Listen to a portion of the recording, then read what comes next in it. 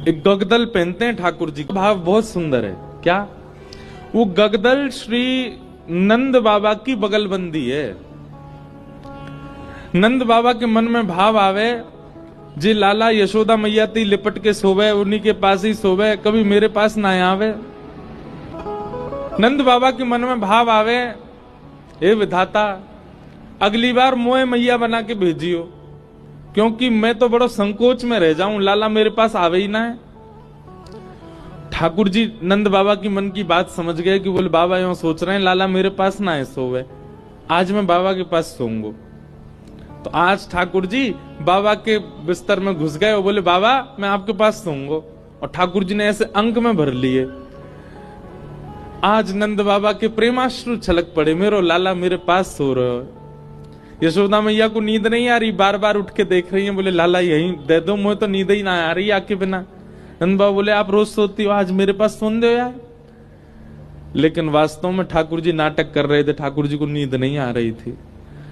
नंद बाबा की बड़ी बड़ी डारी कभी लाल जी की आंख में लगे, कभी नाक में घुस जाए, कभी गालन पे छुए।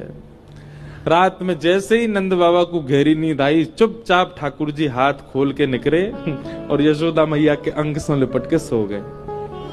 सुबह जब नंद बाबा उठे तो बाबा को संकोच भयो, बोले लाला रात में आयो लेकिन चलो गो मैया पास ही। फिर सोचने लगे कि काश विधाता मैं मैया ही हो तो लाला मेरी गोद में ही रहता हूं हमेशा।